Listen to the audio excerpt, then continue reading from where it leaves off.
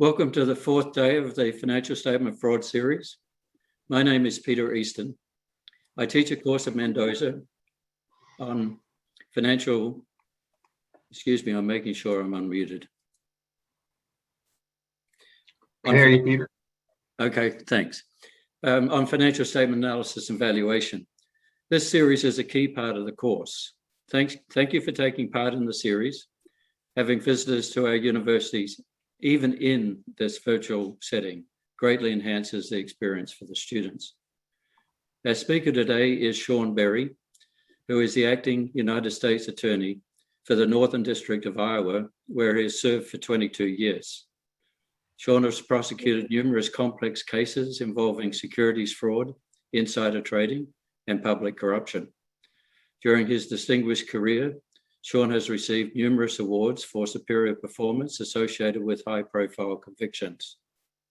Sean is a professor at the University of Iowa College of Law, and he has taught investigations and prosecution in many countries around the world. In a similar way to Matt Jack, the second speaker in this series, Sean called me after hearing about the series and offered to become involved. Sean is a graduate of the University of Notre Dame, and like Matt, he has made it very clear that he never wants to see one of you on the wrong side of his desk. Sean welcomes your questions. The format of this session will be a little different from others. Sean is happy to be interrupted with your questions at any time. So please signal that you have a question in chat, and Laurie will alert Sean to the question. Thank you, Sean. We look forward to hearing from you. All right. Thank you, Peter, and good morning, everyone. The first thing I need to say is today I'm speaking on my own behalf and not on behalf of the Department of Justice. So any thoughts or opinions that I offer are my own and not on behalf of the department. The first thing I want to talk about is how I went from the chair you're sitting in to the chair that I'm sitting in. As Peter mentioned, I'm a Notre Dame graduate. I received an accounting degree in 1982 and went to work for what was then called Ernst & Winnie, now Ernst & Young. And I was an auditor for 2 years in Los Angeles and got my CPA certificate. But I always kind of thought I wanted to be a lawyer. And so after 2 years in public accounting, I applied to law school and went to Northwestern Law School. After graduating there, I went back to LA, where I was in private practice for 2 long years. The firm I joined represented accountants and other professionals accused of malpractice. And I joined that firm because I thought that I had the perfect background for it. I was a CPA and a lawyer. That would be a great fit for me. But it wasn't. I didn't like the work very much, and to be honest, I didn't like a number of the clients that I represented. And I'd always wondered what it would be like to try cases as a prosecutor. And I wondered if I'd be any good at it. And so I cold called a Notre Dame alum at the United States Attorneys in Los Angeles. And as you all know, Notre Dame takes care of its own. And that call eventually led to a job as a federal prosecutor. And I'll never forget, the first appearance that I made as a federal prosecutor. I was the attorney on the arraignment for 30 defendants brought in the courtroom in chains. And that was a far distance from a week before, when I had been worried about depositions and motions for summary judgment. It was a different world of the law, and it's one I've come to love. As a new prosecutor in Los Angeles, I handled all kinds of cases. I handled narcotics cases, bank robberies, small tax cases, immigration cases. But eventually I specialized in white collar crime. And I served as the chief of the major fraud section, which was a group of 35 lawyers who prosecuted complex fraud cases. After 10 years of being in Los Angeles, I still love the work, but I had 4 kids. My wife and I had 4 kids, and it was difficult making it on a government salary in Los Angeles with 4 young boys. And so we moved to Cedar Rapids, Iowa, where I joined the U.S. Attorney's Office there. And as Peter said, I've been there for over 20 years. I'm currently the acting United States Attorney in the Northern District of Iowa. until President Biden appoints someone to act as the new U.S. attorney. I first read about Fraud Day in the Mendoza Alumni Magazine, and as Peter said, I contacted him to congratulate him for creating an important program to help prepare Notre Dame students for the issues that they may see once they start their professional lives. 3 of my sons went to Notre Dame, and 2 nephews, 4 of whom received degrees from Mendoza, and I'm sure glad they were able to participate in Fraud Day. I corresponded with Peter, and he asked if I would speak with you, and I'm certainly happy to do it. I'm certain that what I have to say will not take all the time allotted. I'm anticipating speaking to you for about a half hour. So please feel free to interrupt or with questions, or save your questions for the end, and I'll do my very best to answer them. Federal prosecution is the worst case scenario for someone involved in fraud. There are a lot of bad case scenarios for those who commit fraud. The first one is you can be caught by your employer and fired. This could be career limiting. It's hard to find a job after you've been fired for being involved in fraud. The second one is you could be caught by an enforcement agent like the SEC or the FDIC, and you can be fined and legally barred from some types of work. So this is even more career limiting and expensive, because not only do you have fines, but you're likely to have significant lawyer fees in working through the SEC or the FDIC procedure. But then the worst is to be caught by federal law enforcement and criminally prosecuted. That's career ending. It's expensive. There can be fines and lawyers, but on top of all that, you can go to federal prison. So today I'm going to talk to you about federal investigations and prosecutions of complex corporate fraud schemes. One of the first things a fraud prosecutor has to do is decide whether the conduct being investigated fits into a federal criminal statute. In other words, we have to decide, do we have jurisdiction? Is this something that we can prosecute in federal court? The answer to that question is almost always a resounding yes. The federal criminal statutes allow the Department of Justice to bring virtually all fraud into federal court if we choose. And that's important to note, that it's if we choose. County attorneys are incredibly hardworking, local and state attorneys, incredibly hardworking. And I like to describe them as getting their caseloads from a fire hose. They have to, their offices are responsible for prosecuting everything from a purse snatching to a murder. They don't have the luxury that federal prosecutors have of sitting down and deciding which case to bring. One of the ways we decide which case to bring, as I said, was to look at the statutes and see if there are statutes that work. There are a number of federal fraud statutes that are directed to specific kinds of fraud. The most commonly used ones are the statutes directed to securities and bank fraud. Securities fraud statutes cover, among other things, lying to the public in publicly filed documents. And I've prosecuted people for inflating income in 10Ks and 10Qs filed with the SEC. Another securities fraud scheme that falls within the securities fraud statutes is lying to the auditors of a publicly traded company. It's a crime for someone to lie to the auditors of a publicly traded company. I prosecuted people for providing false documents to public accountants in an attempt to cover up the false income that they had booked. The securities fraud statutes also cover insider trading, which is buying or selling securities using material, non-public information in the breach of a fiduciary duty. And I've prosecuted people for insider trading. And I have to say, the people I've prosecuted for insider trading, it's mind-boggling, because they certainly didn't need the money. They were doing just fine without the illegal proceeds. These are federal crimes because they affect the stock exchange. Turning to bank fraud, there are a number of statutes that provide that this sort of conduct is illegal with regard to banks. Lying to get a loan is a federal offense. If you provide false financial statements in support of a loan application, you've committed bank fraud. Or lying to keep a loan.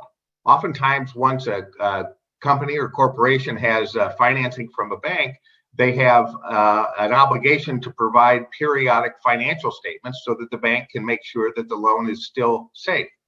And so these periodic financial statements, if they contain false information, are federal offenses. Another would be selling collateral after obtaining a loan without telling the bank. If you pledge assets to a bank and then sell them without telling the bank, you've committed bank fraud. Now, all these things are federal crimes because they affect financial institutions, which banks are insured by the Federal Deposit Insurance Corporation. There are many other statute schemes directed to specific kinds of fraud. But the Department of Justice is not limited to prosecuting crimes that fall within specific fraud statutes for specific types of fraud, not with the mail and wire fraud statutes available. The mail and wire fraud statutes are the broadest of all criminal fraud statutes. Any fraud that uses the mail or a commercial carrier or interstate electronic communications, the internet, can be prosecuted in federal court. One prosecutor has described the federal mail fraud statute like this. To federal prosecutors of white-collar crime, the mail fraud statute is our Stradivarius, our Colt 45, our Louisville Slugger.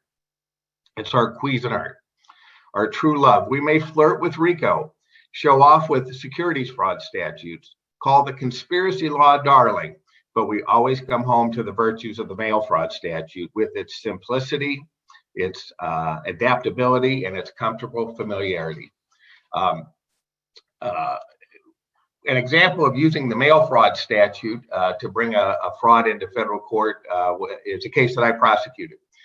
There was a securities advisor who was advising his elderly clients to put their money into very risky investments. And he was lying to them about the risk. But he didn't do it over the internet. And he wasn't selling securities that fit the definition of securities for the SEC to be involved. And so it was, at least initially, difficult to see how we were going to be able to prosecute it federally if we were. But then we found that he had wrote letters to the victims, and he wrote them after the money was already gone.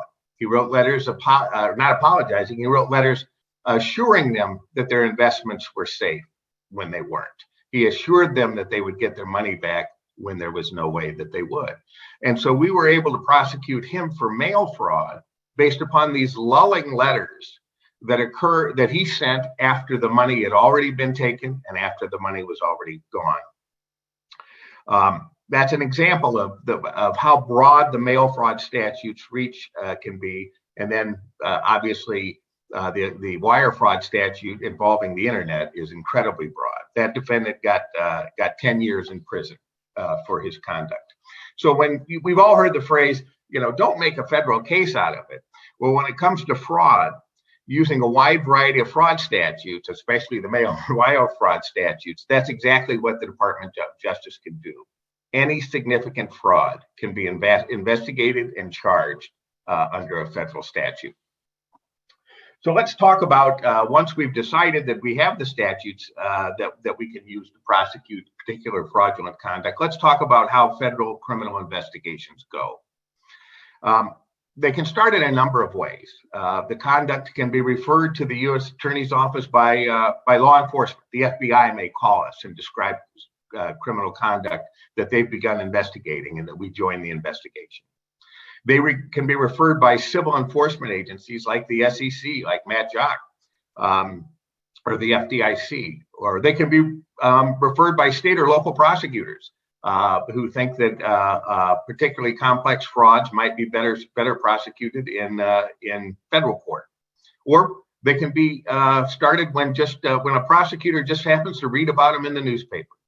There was a U.S. attorney in the Southern District of New York, which is Manhattan, years ago, whose securities chief told me that he would get calls from the U.S. attorney at 5 a.m. because she was up reading the New York Times and would call him about cases or possible cases that she wanted him to look into. A colleague of mine was reading the LA Times and read about a auditor resigning from the audit of a publicly traded company. And that was interesting because auditors don't usually do that. That meant that there was something going on there, and that started an investigation that, after years of investigation, and these investigations can take that long, ended in a 3-month securities and bank fraud trial, and 5 corporate officers and executives were convicted because my colleague read an article in a newspaper. So the investigations can begin in a number of different ways. And once they've begun, federal prosecutors have tremendous resources to investigate crimes. First off, we work with the world's best law enforcement agents. We work with the ones that we all see on TV. We work with the FBI. We work with Homeland Security. We work with the IRS. We work with the United States Postal Inspection Service. But we also work with ones you don't see on TV. We work with the FDIC, the Food and Drug Administration, the Small Business Administration, the Department of Health and Human Services, Department of Agriculture. All these agencies and more have enthusiastic, capable agents who are more than happy when their cases are rightly considered for criminal prosecution. And we also work with fantastic civil partners. I tell you, the SEC is so impressive. They really know their stuff. And the great thing is, when they do their investigations and they take their sworn statements, we get to use it all. We get to use everything that the SEC does, and we are very grateful for doing it because they are the experts when it comes to securities fraud. And most importantly, we work with grand juries, perhaps the greatest investigative tool in existence, the federal grand jury. Grand juries are an investigative body of people who are impaneled by the court to conduct criminal investigations. Prosecutors present evidence to the grand jury, and if warranted, ask the grand jury to return an indictment. Grand jury investigations can be very short in civil cases. A bank robbery investigation in front of a grand jury might take an hour, or they can go years in complex fraud cases. The evidence presented to the grand jury is gathered in a number of ways. Some of the evidence is gathered by the FBI, conducting interviews of people and then testifying as to what they found out during those interviews. But most of the information presented to the grand juries is obtained by grand jury subpoenas. The grand jury can subpoena documents from corporations and people. And so in a complex fraud investigation, the grand jury will subpoena voluminous documents from the corporation and their auditors. I have prosecuted cases based on some of the best evidence from audit work papers, from CPA's work papers. I recall one night, late on a Saturday night, poring over auditor work papers of a publicly traded company and finding a document that proved to me and eventually to a jury beyond a reasonable doubt that the targets of the investigation had lied to the auditors. And I remember calling my partner that night and saying, "Hey, I found it. Someone's going to jail." And that turned out to be true. The evidence, or the grand jury subpoena, is also used to obtain testimony from witnesses. Subpoenaed witnesses are required to come to the grand jury and testify under oath without their counsel in the room. We don't subpoena targets of the investigation, but if you're not a target of the investigation, you are possibly susceptible to a grand jury subpoena. We also can present evidence from foreign countries. A grand jury subpoena, its power ends at our borders, and so we can't subpoena somebody from another country, but we can work with foreign countries. We have agreements with countries, or at least some countries, as to ways that we can get evidence from people who are not subject to a grand jury subpoena because they're not in the United States. Now, the grand jury's work is done in secret, and that's by law. People don't get to know, the public doesn't get to know what happens in a grand jury. There's a few reasons for this. One, it protects the investigation. if the grand jury's work was public, targets of the investigation would be on high alert. They might destroy documents. They might cause or ask others to lie for them. They might flee. But the secrecy law with regard to the grand jury is also there to protect those investigated. If at the end of a lengthy investigation, the prosecutor and the grand jury concludes there's not enough evidence to prosecute, that's it. It's over. And someone who's been investigated and not charged should not have it known by the public that they've been investigated. So the secrecy law protects both the investigation and those being investigated. So using grand juries, using subpoenas, using these FBI agents or the other agents we work with, we work to gather enough evidence to do a few things. First is to understand the crime. And that can take a long time, because when you don't have someone inside telling you what happened, you're trying to piece it together from documents and from people who probably don't want to talk to you. And so that is oftentimes the most difficult part of an investigation, of a criminal investigation, is to figure out what exactly happened. And after that, you try and identify all the people who were involved. Some are more easily identified than others. The one who signs the false document, that person makes the list, but you might not know who prepared it to begin with. And then you want to determine the relative levels of culpability of those involved in the fraud, because there's going to come a time when you're going to decide who needs to be charged and who needs to be a witness. And I'll talk about that in just a moment or two. But once we're done with those things, we figured out how the crime worked, who was involved and what their levels are. That's when we start to make the decisions. Is there enough evidence for an indictment? And if there is, who should we indict and what statutes should we use? In the event that we are going to indict, we will, or people involved in the fraud can find themselves generally in one of three categories. Some low-level participants may be immunized and compelled to testify. So someone that we decide is not someone that is worth going after because we would be better off to have their testimony to get the people above them, they might be immunized. Now that might sound pretty good, and it is pretty good for someone who might have been involved in fraud to be immunized and compelled.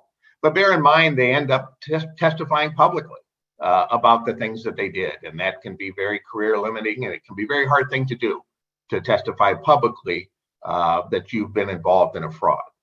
The next level up from those who might be immunized are those who will be offered plea agreements with the opportunity to cooperate. Those sort of offers are often made as the investigation is proceeding, but before it's over, because it is very helpful to get cooperators during the investigation to help us understand the crime, to help us understand what exactly happened. And so the way a case can be built is you build it against a lower to mid-level fraudster, because the evidence is best usually against them, and then you flip them. And then you have them testify about the more culpable people above them. And that's the third group, the most culpable, the people at the top of the fraud chain. And then they're charged in indictment, and an actual prosecution begins. So let's talk a little bit about the trial of criminal defendants, criminal fraud defendants. First off, there is the indictment. The indictment's a public document, and generally a complex fraud indictment will detail the fraud so that the public knows exactly what happened. This is life-changing for people whose name appear as a defendant on the federal indictment. Their career obviously is over. Their family sees them indicted, and these people, they don't have criminal histories. They aren't the people that their families never in a million years expect this to happen to them. And it has the indictment has a tremendous effect just on the defendant, him or herself. Their self-esteem, their identity is forever changed. They're never going to be the corporate titan they once were. That's over. So the indictment occurs, tremendous changes in their life, and then we begin preparing for trial. We give the defendant and his counsel or her counsel all the stuff that we've gathered in the grand jury.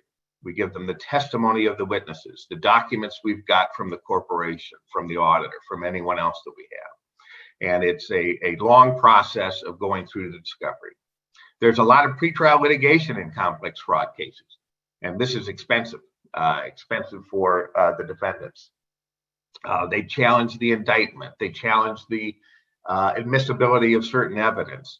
But after all this is done, most end up pleading guilty. The vast majority of federal cases and federal fraud cases, end up in guilty pleas, which is not a surprise, given the amount of evidence and the amount of work that the government has put into their investigation. Now, some do go to trial. Those that go to trial often rely on a defense called the good faith defense. And what that means is, to put it in maybe the defendant's words, I thought what I did was okay. I believe the things I told the victim. I thought that they were true. This defense rarely works. There's simply too much evidence of guilty knowledge collected during the investigation. There are often evidence of lies to others or asking others to lie on behalf of the defendants. There's cover-up activities like false documents, trying to paper a file so that the false accounting entries have support. The cover-up always gets you. When people get caught, they panic and they do things that are great evidence of their guilty knowledge, which means it's great evidence for the prosecutors to use at trial. Another defense that they try and use sometimes at trial in a bank fraud case is to say, hey, wait a minute. The banker knew that I was providing inflated financial statements. The banker told me to so that I could get the loan. It's not a defense to bank fraud. What that is saying that the banker was in on your bank fraud. So someone else knowing about it is not something to give you comfort. And I caution you, when you go to get a home loan someday, remember that. Remember that when the banker says, "Oh, we can inflate this, or we can add this, or make your application look a little better," remember that that's not helpful to you. Always be honest in your loan applications. Now, at the end of the trial, fraud trial, the government obtains guilty verdicts in the vast majority of its cases. Not all of them, but the vast majority of them. And we have a burden that was mentioned earlier by Matt. Our burden is the highest. It's beyond a reasonable doubt. That's the highest burden of proof in an American court. And people kind of bandy about what the definition is of beyond a reasonable doubt. Is it 95% or what the courts instruct the jury about the definition of beyond a reasonable doubt is that it's a doubt based upon reason and common sense. And boy, that's a good instruction for us, because we like juries to use reason and common sense as they listen to the evidence. And when they do, they generally find that we have met that burden. Every time you hear about a criminal conviction in federal or state courts, the government's met the burden of beyond a reasonable doubt. So it's not a magic, unattainable thing. Once we've had the trial, we move on to the federal sentencing. Now, the judge can consider virtually anything when he imposes sentence or she imposes sentence. There are certain things the judge must consider. One is the nature and circumstances of the offense. The judge has to consider the defendant's fraudulent conduct, where the defendant fit in that, and the nature of the fraudulent conduct. That is something that by law the judge must consider. Another thing that by law the judge must consider is the history and the characteristics of the defendant. So the judge will look at the defendant's criminal history, if there is one, and usually, as I said, there isn't in these fraud cases. They'll look at their military service. They'll look at their family situation. They'll look at their employment history. They'll look at really everything about a defendant. Another thing, though, that's very important is the judges are required to consider the United States sentencing guidelines. Now, the United States sentencing guidelines are advisory to the court, but what they do is they help the court determine whether or not there are aggravating and mitigating circumstances with regard to the fraudulent conduct.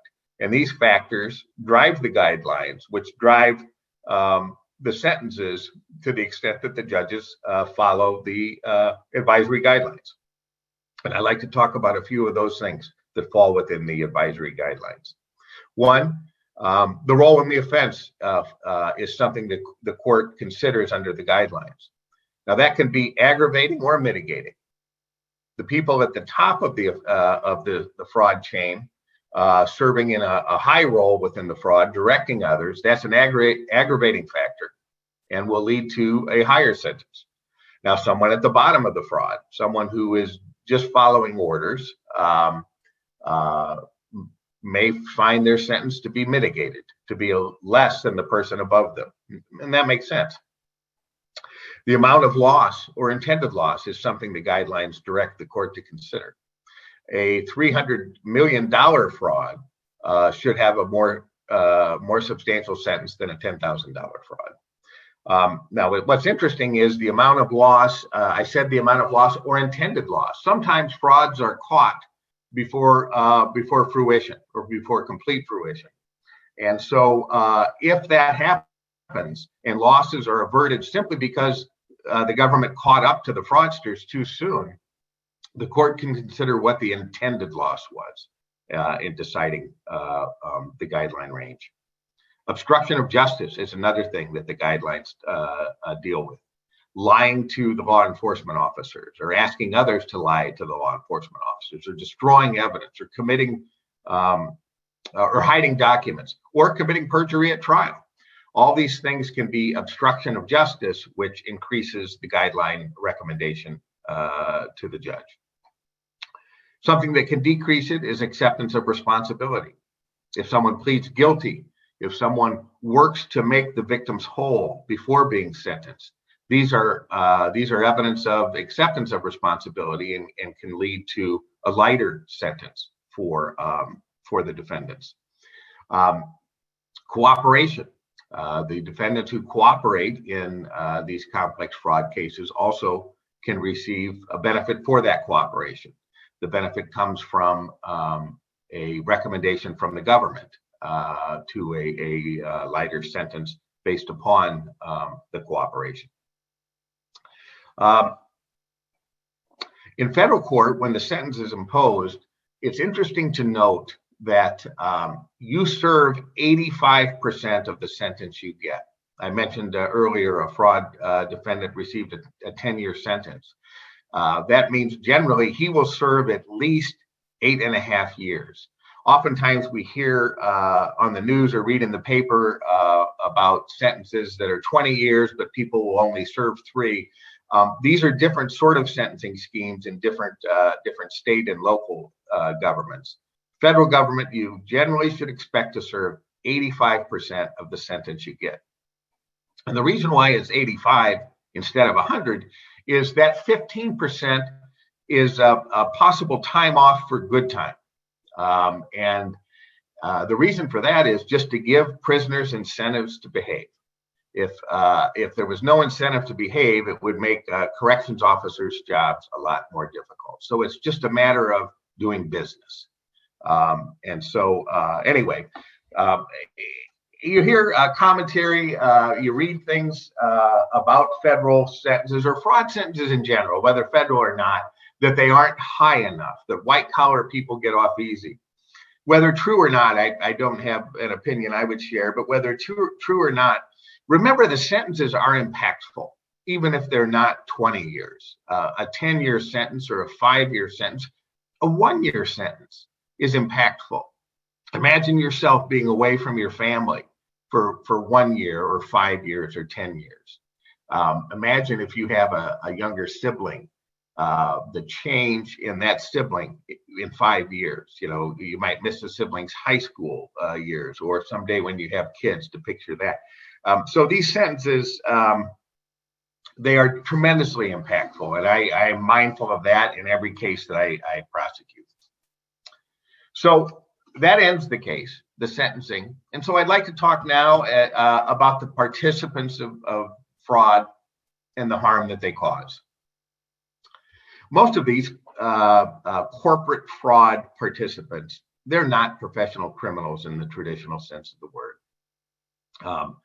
Bank robbers, they know they're going to be a bank robber when they walk into the bank with the note in their pocket. They cross the line when they hand that note to a teller. But it's different for these corporate fraudsters. They don't set out to be fraudsters. Fraud begins with a small action on a slippery slope. Maybe aggressive accounting becomes fudging, becomes manipulation, becomes earnings management, becomes lying. One fraudulent action always, though, leads to another. I thought Andy Richards' examples were so good. Was it last week?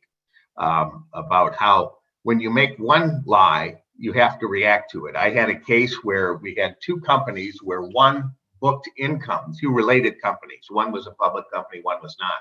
The public company booked income from the non-public company. And it was not legitimate income. There was no basis for it. But on the other side of that accounting entry was accounts receivable. And so that meant that there was a false accounts receivable on the books. Well, eventually that accounts receivable was either going to be written off or paid, and the fraudsters decided they wanted to be paid because they didn't want their income to take a hit. And so they needed money to pay it. And so the non-public company, the company that owed the accounts receivable, contacted third-party lease companies and said, hey, we've got some equipment that we'd like to sell to you and then deliver to our public company, related company, who's going to use the equipment, and they'll pay you lease payments. The third-party lease companies do this all the time. Said, sure, we'll pay you for your equipment. You ship it directly to your partner company, and then they'll pay us. Problem was there was no equipment. There was no equipment that was sold or shipped. It was just money that they built out of the third-party leasing company. And so each of these things happen where one lie leads to another. One fraudulent action leads to another. And in this instance, eventually the auditors said, you know what? We want to see all this equipment. And it wasn't a sampling. They were suspicious. They said, we want to see it all. Well, as I said, there was no equipment. And so the fraudsters went out and started buying equipment. And the problem was the equipment on the books had serial numbers. Well, the equipment they were buying did not have serial numbers that matched the serial numbers that were on the books. Eventually, the whole thing fell down, and a number of people prosecuted, and a number of people went to jail for securities and bank fraud. I offer that example to underscore what Andy said about one action leads to another, and in the end, it's gonna lead to discovery. I mean, you cannot keep a complex fraud forever. And when you're juggling all those balls, eventually one of them drops. And when one of them drops, you could end up on the wrong end of a federal indictment. The harm caused by this is obvious. I mean, an employer and fellow employees can be harmed. We talked about Arthur Andersen earlier in this program, this series. Arthur Andersen, huge firm. Most people not involved in anything they shouldn't be, but the firm went away because of the fraudulent conduct of a few. They harm the investing public. When you lie to the investing public and the lie becomes public, stock prices drop, and people who've invested in those lose money. You harm financial institutions by lying to them and causing them to loan money to companies that they shouldn't otherwise be loaning money. You harm your families. The people who commit fraud absolutely harm their families. Their lives will never be the same. Again, as I said at the beginning, when you commit fraud, fired is your best case scenario. I've prosecuted a chairman of the board, board members, CFOs, bank executives, a controller, a CPA or CPAs, and many others involved in complex fraud. There's two things that all those people had in common. The first is none of them went to Notre Dame. And the second is when they graduated from college, none of them thought that someday I might commit fraud and be charged in a federal indictment. None of them saw that future for themselves, but that future came because they weren't vigilant, because they weren't true to what they should be. I had never heard of the fraud triangle before we talked about it during this series, but it really is something. It's exactly right. And when I look at it, the triangle being the pressure, the opportunity, and the rationalization, the one that jumps out to me for newly graduated students is the pressure. You enter a corporate world that's new to you, and you want to perform well, but always remember you want to perform right. Always keep in mind that you want to do what's right. If your spider sense tingles, act on it. Talk to somebody you trust. Figure out what you should do and do what you should do. There was a TV show that was popular years ago before any of you were born, but it was called Hill Street Blues. It was a cop show, and at the end of the shift meetings, the sergeant would say to all the officers before they went out, he would give them some advice, the same advice every time that I want to get to you. Be careful out there. All right, that's what I have, and I'm available for any questions.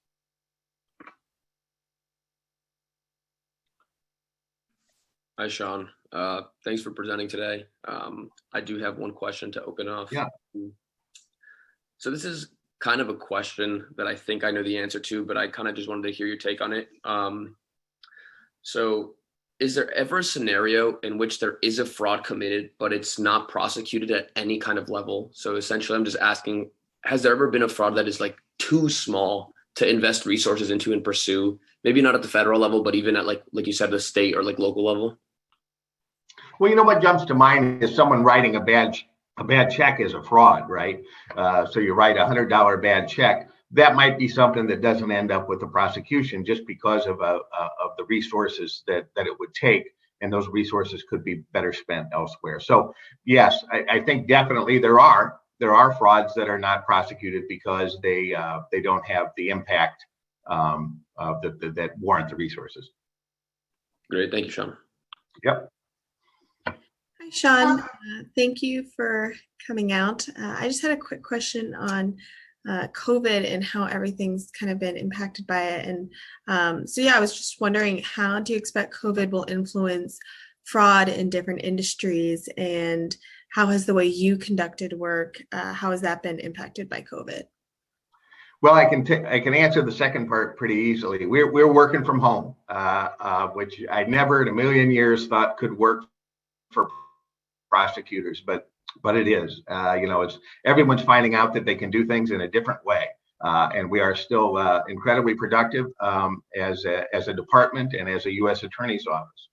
It's a great question about how COVID will affect fraud going forward. I will tell you right now, there are tons of COVID fraud schemes that are being prosecuted across the country. Anytime there's a natural disaster, or in this instance, a pandemic, fraudsters try and figure out a way to benefit from it. They're applying for the benefits that should go to an employer when they aren't an employer at all. I mean, the schemes are countless, and they're immediate anytime something like this happens. Hey, Sean, I have a question about something I've been kind of curious about for kind of a long time. In one of my finance courses, I learned that many investment banks are purchasing data from credit card companies. Then they will use that real-time data from credit card purchases to forecast GDP and corporate earnings before they're released to the public. When I first heard about that, I was shocked that practice was apparently not considered insider trading. And so I'm really curious to know, would that situation be considered insider trading? And where exactly does the SEC draw the line between acquiring information through research and insider trading?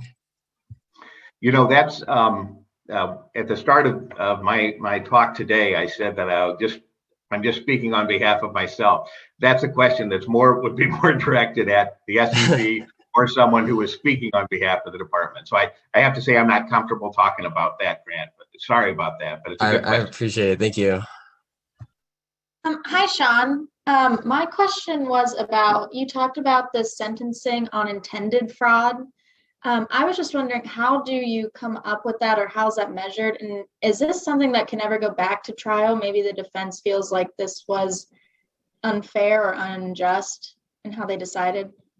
Yeah, that's a great question.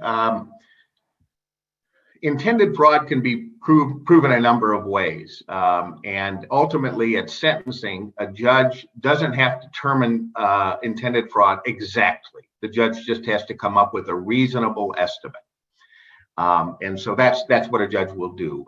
The government would present evidence. The defense has the opportunity to present evidence and argument about what the intended loss was. And the judge just has to come up with a reasonable estimate.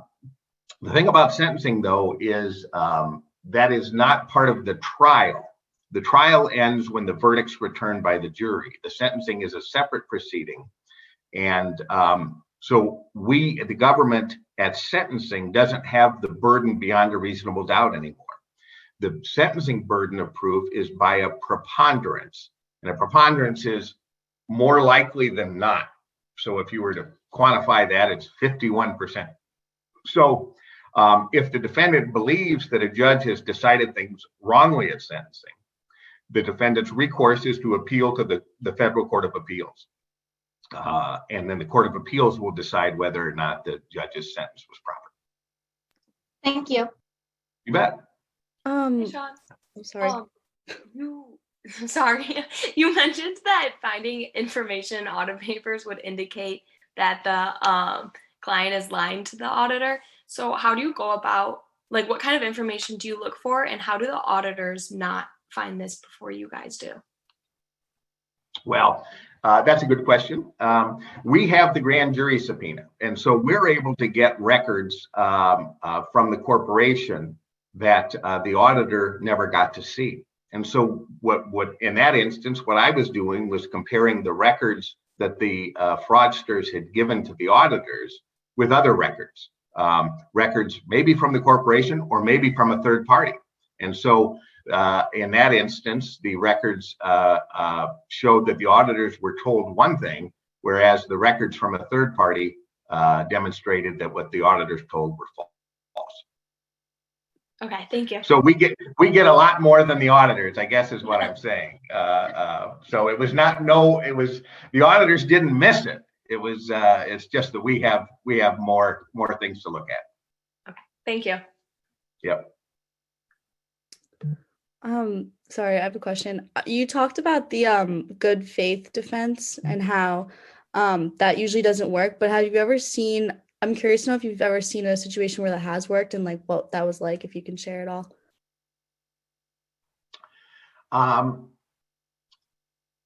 Yes, a painful memory as a prosecutor. I was involved in a case once where the good faith defense did work. And it was an instance where a bank executive, I have to think about it. It was a lot of years ago, and I probably tried to black it out. But a bank executive defense was that everything that he did, he thought that he was allowed to do, and eventually a jury agreed with him. So that would be the only example that I've been involved in or know of where a good faith defense worked. Hey, Sean, I had a quick question. You talked about grand juries, and I was wondering how those are selected or the process behind it, and if the defense and the prosecution have to like come together and agree on each member of the jury, or how the selection process works. It's very different than the selection of a trial jury. The trial jury is selected in the way that you just described, where the defense and the prosecution can strike jurors to come up with the 12 who will hear the trial. The grand jury is selected in a different way. The defense is not involved at all. It's all secret. The government works with the court. The court selects the grand jury, and then the grand jury begins conducting their investigation. So a defense lawyer never appears in front of a grand jury, or never should know even who's on the grand jury. Hi, Sean. I have a quick question. So, with all the materials you prepare before the trial, how do you explain complicated financial statement frauds and accounting knowledge to a non-accounting background trial?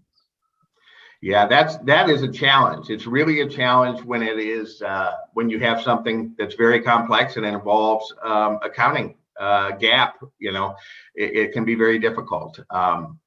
I had a trial once that involved complex fraud and gap and securities rules, and it was a 3-month trial. And beforehand, we worked as hard as we could to boil it down to things that a jury could understand. And during the jury selection process, the judge asked the jurors, is there anyone that doesn't think they could serve as a juror for 3 months? And one woman raised her hand and she said, I don't think I could because this sounds really boring, the way the case was described, that was a negative development. You don't like the jury to think what you're going to be telling them for the next 3 months is going to be really boring. Needless to say, that juror did not make it to our jury panel. But we tried the case. We did our very best to, as I said, to boil it down and to describe what happened in ways that a layperson could understand. Eventually we obtained convictions, and I spoke to some of the jurors afterwards, and I said, hey, do you remember that the juror beforehand that said she didn't want to be on the jury because it would be too boring? What did you think? And the jury said, no, this was fascinating. And they are. The cases are fascinating once you figure out how to explain them to a jury. This was 3 months of accounting and securities, but it's people too. It's the witnesses, the cooperators telling what they were asked to do. It's not as dramatic as you see on TV, but it is something. And if you work hard enough, you can find a way to explain complex cases to a jury. Thank you. To piggyback off of that last question, I was wondering if you've kept up your CPA license and if a lot of the people you work with have a business background in addition to the attorney background. It's funny. I kept my CPA license almost forever. And then it's funny you asked, in the last couple of years, I decided, you know what, I'm never going to need this again. So I let it lapse. I'm a retired CPA. As to other business backgrounds, I have not met another CPA, AUSA, or federal prosecutor. Yeah, so I think I'm a little bit unusual in that way with the business background that I have. Hey, Sean, can I ask a question about, so you talked about serving a subpoena earlier. What does that look like? Do agents go into the office and actually physically requisition work papers, or like just have access to the database? What does that look like? You mean, how does the process work to serve a subpoena for work papers, for example? Oftentimes there's defense lawyers involved at that point, and they will accept service. And so the grand jury subpoena might go to a defense lawyer. If there isn't a defense lawyer accepting service, then the agent will serve the subpoena on, let's say, Ernst & Young for their work papers. But that would be unusual. Usually we would be talking, and once we serve it, then Ernst & Young, we would be talking to a counsel. And I use them just as an example because I worked at Ernst & Young years ago. But that's the way it works. If the lawyer doesn't accept service, it will be served by the FBI or whatever law enforcement agency that we're working with. I have a question. So you've talked about the plea agreement. So I'm a little bit curious that is it often during your practice, especially when it involved security fraud, is it often that a defendant wants to sign a plea instead of moving it forward to a trial or even to the federal court? Plea agreements can be, well, I'm sorry, I'm not quite sure what you're asking. I want to make sure I understand your question before I answer. So in my understanding, if a defendant want to sign a plea, they may have it may it may be better for them to sign a plea, but sometimes they don't want to do that. They want to move it to a trial or even to the federal court to try their shot to try to see whether they will be sentenced. Yeah, like that. Yeah, well, I mean, that's a tough call. It is a tough call for people being investigated, whether or not they want to sign a plea agreement. Some sign a plea agreement that contains cooperation provisions, and what that means is that they sign a plea agreement which requires them to cooperate with the investigators and the prosecutor's office. Others say, you know what, I don't want to do it. I'm not going to cooperate, but I do want to resolve the case. And so they might sign a plea agreement that doesn't have the cooperation provisions. It's their choice. If you sign one without the cooperation provisions, you forego the potential benefit of the prosecutor making a motion for a downward departure in your sentence, which is fine. I'll tell you, it's a tough decision, and one that I don't envy, obviously, and I hope that nobody listening to this call ever has to make. Thank you. Hi, Sean. I have a quick question. How do you use your accounting background to help you with your work today? I think it's been very helpful. I think an accounting degree teaches you a way to think, and it's a way. And it's a language that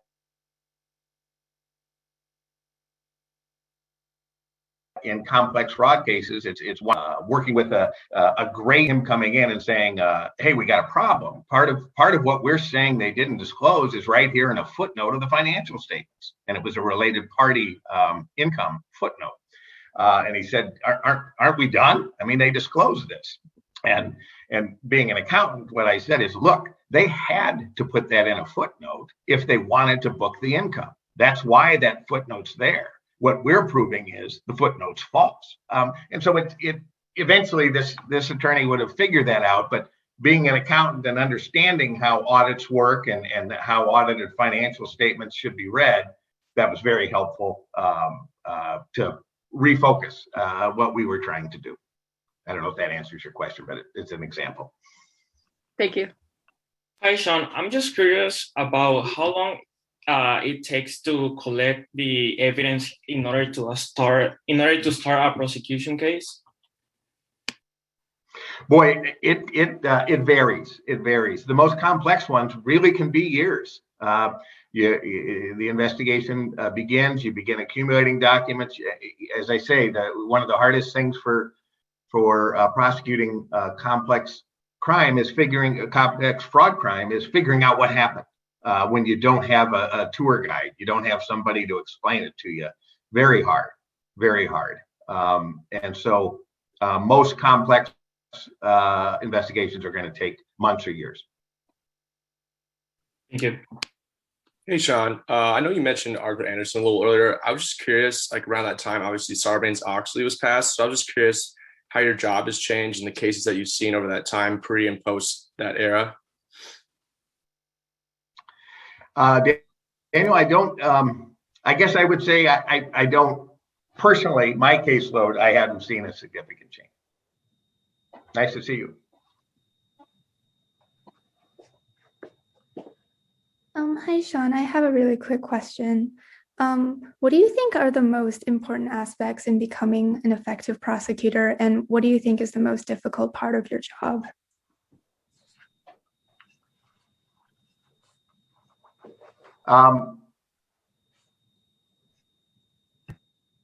I think the most important thing is to understand you're there to do the right thing. That's one of the reasons that I was happy to have left private practice. Not that private practice lawyers aren't doing the right thing, but I always like to wear the white hat to do what I think's right.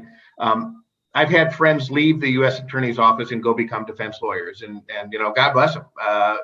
Defendants are entitled to a vigorous and good defense, but that's just not something that personally that is something that I want to do. I like what I do, and I like the work. I like the idea that we get to decide what's fair, as opposed to a defense lawyer doesn't decide what's fair. A defense lawyer doesn't necessarily want to find the truth. And again, I'm not saying that that's bad. That's not their job. Their job is to put the government through its paces and make sure the government does their job, and they should work very hard to do that. I guess I've kind of lost my train of thought here, but that's what I like about it. You had a two-part question. What was the other part? The other part was just, what do you think is the most difficult part of your job? I feel for every defendant, or I should say almost every defendant that I've prosecuted. I see the human side of it. Sometimes it can be hard. I remember one controller that I was prosecuting, and he was cooperating. And he was older than me. I was a young prosecutor. And we were in the middle of trial prep. And it was important to me that we stay on schedule because I had a lot of witnesses that I needed to meet with. And I said to this guy, hey, listen, we're going to meet at 10 o'clock, whatever the time was. Now you be on time. I need you to be on time. And I emphasize that because we've been having problems with witnesses not coming at the time that they should. And so at about 5 to 10, the morning we were supposed to meet, I was looking out of my window at the 14th floor, and I saw this man older than me, an executive, sprinting to the courthouse. And he was doing that, I knew, because I had said that it was important he be on time. And I found that to be humbling and sad, that here this man thought that he had to run because I wanted to meet with him at a certain time. These are all people. They've made bad decisions, and they have to own up to it. I mean, they have to, their bad decisions lead to bad things, but they're all people. And so that's an interesting and at times hard part of the job. I had a quick question. Go ahead, Ted. Okay. So my question is, I know you mentioned how a lot of the federal case, like evidence process, like gathering, when you like gather evidence for federal cases, a lot of that is done like secretly out of the public eye. How limiting is that when, like, with regards to gathering evidence? Like, are there like certain contacts you can't contact for like financial documents because that would tip off whoever you're investigating? And have there been cases where like fraud or federal case investigations have been made public before you kind of intended them to be made? Yeah, there are not things that we can't subpoena because of the privacy, the secrecy of an investigation. We can subpoena whatever we need. The only thing that jumps to mind is we don't subpoena targets to the grand jury. That's just not something that we do. But otherwise, we subpoena what we need. And sometimes investigations can become public because the defendant can talk about the investigation. If the defendant knows he or she's being investigated, they can talk about it. Or witnesses that we subpoena to the grand jury, they can talk about it. The people that are not allowed to talk about it are the prosecutors and the grand jurors. But others, they can talk about the subpoenas they've received. They can talk about that they've gone to the grand jury and testified. They can talk about what they said when they testified. So it should be no surprise if you read about federal investigations, but understand that that's not coming from generally not coming from the prosecutor, and it's not coming from the grand jury. Oh, and you had asked something else about timing of, there's a lot of strategy that goes into when we subpoena and what we subpoena, right? Prosecutors try and operate in a covert way until they've gathered everything that they can before going overt. Because once you're overt, you can end up with people trying to obstruct justice by destroying documents and that sort of thing. So there is a lot of strategy in deciding when to subpoena certain things and certain people. Thanks, Sean. You bet. Sean, are there common characteristics that the cases you guys lose share with each other? Say that again. The cases we what? The cases you guys lose, are there sort of common features among them? Yeah, the juries were wrong. No, I'm kidding. We don't lose many. One thing that you might always look at and think about before is there a reason that the jury will feel sympathy, over sympathetic for a defendant, because sometimes that can cloud what we think is great evidence, right? But there's the human factor, and so I think that that's something that I've learned is you want to take into effect the human factor of potential jurors. Hey, Sean, can I ask you a quick question about how you use tax information and if the IRS gets involved in some of these fraud cases then? Yeah, the IRS definitely is involved in some fraud cases when there are tax implications. Yeah.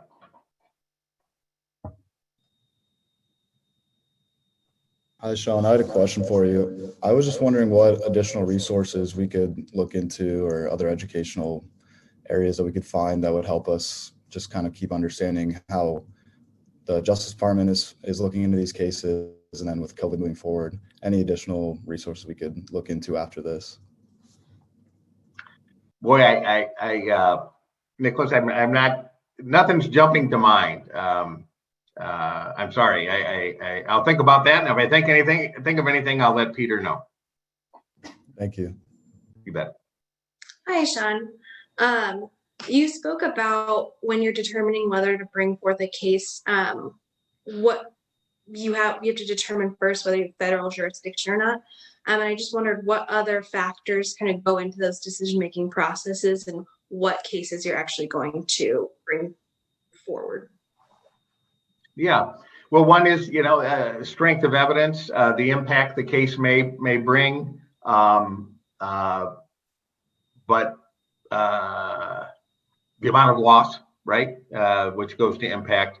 We want to prosecute cases that we believe we're going to win. We don't want to spend prosecutorial resources on cases that are iffy at best. That's not a good use of resources, and maybe not the right case to bring anyway, right? We want to prosecute people that we believe the evidence is beyond a reasonable doubt comfortably. Yep. Hi, Sean. Going off of that a little bit, does it ever happen where you bring cases where it turns out not to be fraud and resources have already been wasted looking into it?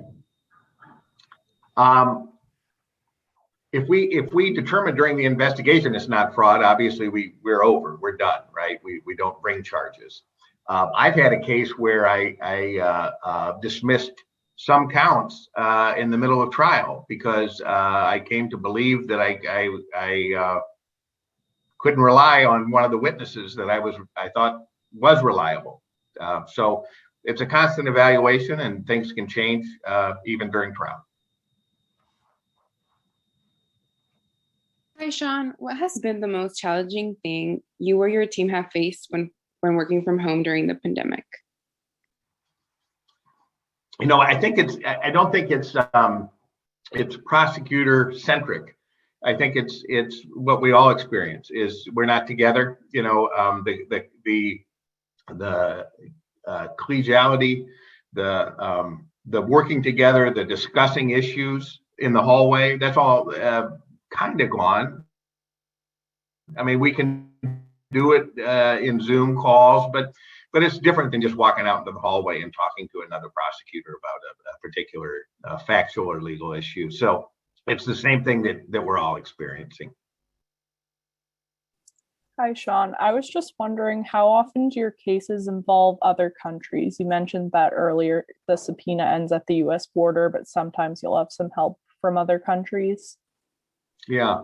My personal caseload has not very often. I have had a few where we got or attempted to get evidence from other countries. I've been involved in other countries asking us for evidence. I had one occasion to travel to London to depose someone over there to get evidence, and have had a couple extraditions. A bank president who had fled to Iraq, extradited him. So some, but not a lot.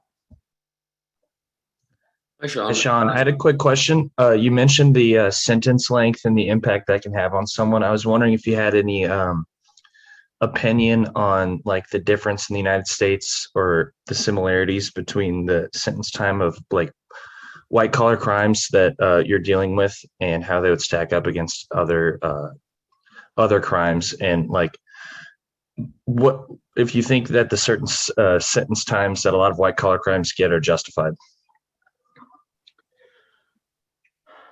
Yeah, that's I'll tell you, that's more personal opinion sort of stuff, Samuel. So I'm probably not too comfortable talking about that. Hey, Sam. So I just wanted to backtrack on an earlier question that Samuel posed. He asked about kind of resource investment, looking into certain cases. And I was just wondering if you could share maybe what's the longest fraud case you ever prosecuted and the shortest. Yeah. It's interesting. The statute of limitations for fraud cases is oftentimes longer than other cases. So the statute of limitations is the time period by which you have to bring a charge, or you can no longer bring a charge. Bank fraud statute of limitations are 10 years. Most statute of limitations are 5. And I've had investigations go between 5 and 10 years. The problem with that, though, and you don't want that to happen, is because people's memories fade. It gets harder to investigate something the further away you are from the events. I've had them go more than 5 years. I'm trying to think of any small frauds. It's generally the shortest it would be is months, even on a small fraud. Because we want to make sure that we have everything. We once you indict, that is a good point. Once you indict, you can't use the grand jury to investigate anymore. And so before we indict, we want to make sure that we have gotten all the evidence through the grand jury that we think we need. Thank you. Yep. Hi, Sean. I read that you teach trial advocacy to department prosecutors. So what do you think is the most important point to master, or you emphasize most? I would say 2 things. One, you have to work hard. You have to understand the facts. You have to understand the law. So the first thing is be prepared. And that, while that sounds trite, nothing can replace the hard work that you do to prepare a case for trial. The second thing is be yourself. Attorneys, new attorneys sometimes try and be lawyers that they see in movies, or act like more experienced lawyers they've seen in their own offices. Everyone has their own style, and you should stick with it because that's what you'll be comfortable with. So be prepared and be yourself. Thank you. You bet. And hi, Sean. I also have a quick question. So is there any situation that you or the U.S. Department of Justice lost a case given the fact that evidence were found? Have I lost cases? No. Yes. Yeah. Have you lost cases given the fact that evidence were found? Given the fact that evidences were found. Yeah, evidence. Yeah, I mean, when we bring a case, that means the prosecutor has determined that he or she believes there is enough evidence. And so we may have what we believe is enough evidence for conviction. Or in fact, we do if we've brought the charge, but a jury disagrees. It doesn't happen very often, but it's always disappointing when it does. Although what judges often instruct jurors is the government wins every time justice is done. And so the government wins if you return a guilty verdict, and the government wins if you return a not guilty verdict. But I'll say the guilty verdicts feel more like a win to me. Thank you. You bet. Time for one more question. Hey, Sean, I'm just curious. Where do you get most of your cases from? Are they tipped from people in the companies? Do you do your own investigations? How do most of these cases land up on your desk? Yeah, it's I don't know there's an answer to most. I mean, there are just a lot of different ways that they come in. I mentioned reading about it in the newspaper, or the agency bringing it to us, like the FBI, the IRS, or a referral from a local prosecutor that thinks that maybe the feds have more resources to pursue something. So there isn't a way that I would say, well, most cases come in this way. They all come in a variety of different ways. Thank you. You bet. Well, I'm going to say it again, everyone. Be careful out there. It's nice speaking to you today, and go Irish. Sean, thanks a lot. We really appreciate it.